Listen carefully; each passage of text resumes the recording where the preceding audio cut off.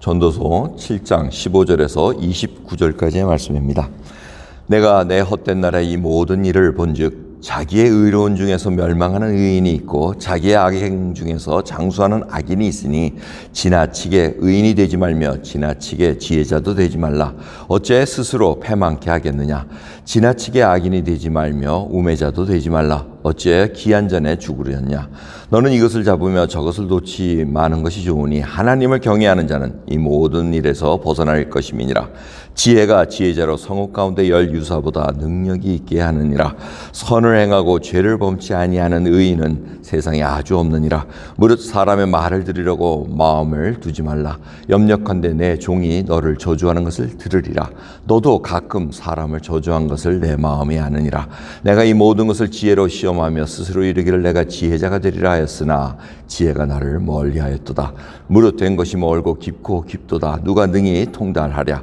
내가 돌이켜 전심으로 지혜와 명철을 살피고 궁구하여 악한 것이 어리석은 것이요 어리석은 것이 미친 것인 줄을 알고자 하였더니 내가 깨달은즉 마음이 올무와 금을 같고 손이 포성 같은 여인은 사망보다 독한 자라. 하나님을 기뻐하는 자는 저를 피하려니와 죄인은 저에게 잡히리로다. 전도자가 가로되 내가 낱낱이 살펴 그 이치를 궁구하여 이것을 깨달았노라. 내가 마음에 찾아도 아직 얻지 못한 것이 이것이라. 1천 남자 중에서 하나를 얻었거니와 1천 여인 중에서는 하나도 얻지 못하였느니라. 나의 깨달은 것이 이것이라. 곧 하나님이 사람을 정직하게 지셨으나 사람은 많은 꾀를 낸 것이니라. 아멘. 솔로몬이 계속해서 이 세상의 이치를 다 살펴보니 이 여기서 얘기하는 의인은 자기의 의로운, 스스로 의로운 된 그것을 얘기를 하고 있습니다. 근데 지나치게 의롭게 하지도 말고 지나치게 악인도 되지 말라 이렇게 얘기합니다. 이 지나치게 의롭다는 것은 자기의 고집을 세운다는 겁니다. 이 고집은 결국 교만과 연관이 되어 있습니다. 그걸로 인해서 자기의 명을 다툼하는 자들도 있다는 것을 봤다는 겁니다.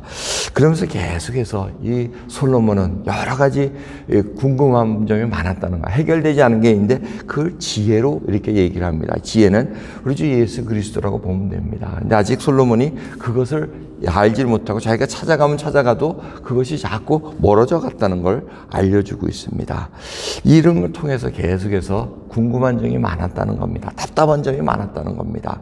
그런데 보니 정말 사람의 마음, 궁극적으로 뭘 얘기하냐면 29절입니다. 나의 깨달은 것이 이것이라. 곧 하나님이 사람을 정직하게 지으셨으나 사람은 많은 꾀를 낸 것이라. 그러니까 이 정직하게 했다는 것은 바르게 세우셨다는, 올바르게 만드셨는데 사람이 꾀를 냈다는 것은 이 마음속에 부패가 되어 자기네들의 개착과 계략이 있었다는 것입니다. 이게 결국 궁극적으로는 이 마음이 부패해졌다는 것을 알려주고 있습니다. 주님께서도 저희들에게 말씀하십니다. 너희들 더럽다고 얘기하지 마라. 뭐 먹는 것이 더러워지는 것이 아니라 너희 마음속에 나오는 그것이 더럽다고 얘기합니다. 더러운 생각, 더러운 말, 이런 것들을 얘기한다는 겁니다. 그래서 이 모든 올무와 계책과 벗어나기 위해서는 어떻게 하라 그럽니까?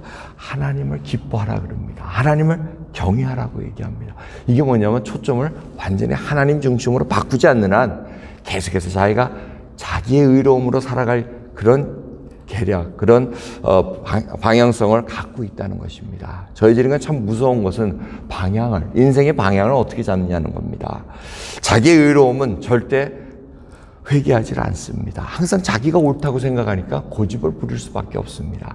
근데 하나님의 말씀에 비춰보면 지혜가 있는 자, 예수 그리스도 안에 모든 것을 복종하는 자는 하나님 앞에 지혜를 얻고 판단하고 행동하게 돼 있다는 겁니다. 그것이 바로 선한 모습으로 드러날 수밖에 없다는 것입니다.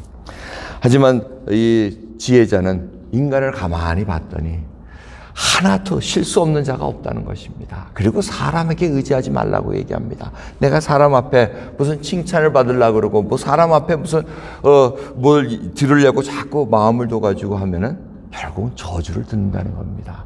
여러분 인생을 살다 보면 그렇지 않습니까? 내가 한 공력, 내가 누군가 어떤 평을 받는가 알아보려고 사람한테 물으면 뭐라 그럽니까? 다 좋은 것 같은데 한국말은 끝까지 들어봐야 된다 그러잖아요. 그런데 말이죠. 하지만 이러면서 뒤에서는 당신이 참 안 좋은 면이 이러이러합니다. 당신은 안 좋은 사람이. 그리고 이렇게 얘기합니다.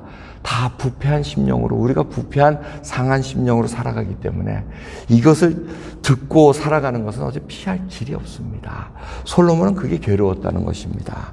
하지만 결국 궁극적으로는 마음이 부패했기 때문에 이 마음을 해결해 줄 수 있는, 부패한 마음을 깨끗하게 정결케 해줄 수 있는 분은 오직 하나님뿐이라는 것을 깨닫게 됩니다. 저희는 이 진리를 알고 있습니다.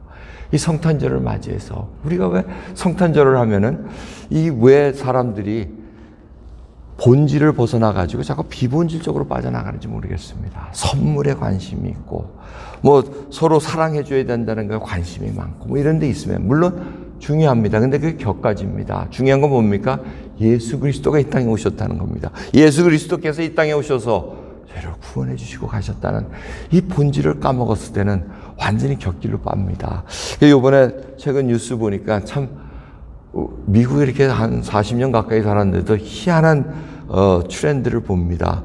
이 크리스마스가 썬데이에 또 7년 만에 오니까 많은 교회들이 썬데이 서비스를 아예 안 한다는 겁니다. 미국 교회들이. 그래서 이게 또 무슨 얘기가 하고 들었더니 이 사람들이 가정하고 모여야 되고 썬데이 12월 25일은 성탄절은 가족끼리 모여야 된다. 뭐 여기에 미국 문화가 딱 박혀가지고 예배 드리러 간다는 거는 전혀 생상이 안 된다는 거예요. 그러니까 주일날에 크리스마스가 딱 떨어지니까 예배를 올 사람이 없다는 겁니다. 그래서 7년 전에 어떤 교회에서는 저희 2017년에 그렇게 됐지 않습니까? 2016년에 성탄절이 주일날이었는데 성도들이 하나도 안 나왔다는 거예요. 그러니까 요번에도 안 나올 테니까 아예 예배를 안 드립니다. 이렇게 선포했다는 교회가 꽤 된다는 뉴스를 봅니다. 이게 도대체 무슨 일인가? 사람은 하나님을 경외하게끔 창조하시고 하나님을 찾아가게 만들었는데 이것이 사람으로 하여금 부패하게만 꾀를 냈다는, 국리를 내고 계책을 냈다는 겁니다. 하나님 없이 우리도 얼마든지 기쁘게 사랑할 수 있습니다. 좋게 나눌 수 있습니다. 하지만 예수 그리스도 없는 그 사랑, 예수 그리스도 없이 하나님을 기뻐하지 않는 그 모임은 어느 곳에서도 참된 평화가 기쁨을 누릴 수 없다는 것을 우리가 깨달아야 됩니다. 이 모든 것은 부패한 심령에서 모든 것이 일어납니다.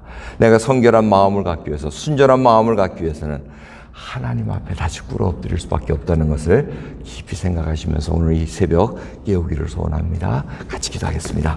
하나님 감사합니다. 오늘도 귀한 새벽을 허락하였나이다. 우리가 예수 그리스도를 떠나는 곳에 어떻게 살아갈 수가 있겠나이까. 주님 붙들어 주시옵소서. 우리의 부패한 심령은 해결할 방법이 없나이다. 하지만 주님께서 새로운 심령을 부어주시고 새 영을 부어주셨사오니 새로운 피조물로서 하나님을 찾아가는 하나님의 귀한 자녀들로 인도해 주옵소서. 감사드리며 우리 주 예수 그리스도의 이름으로 기도드리옵나이다. 아멘.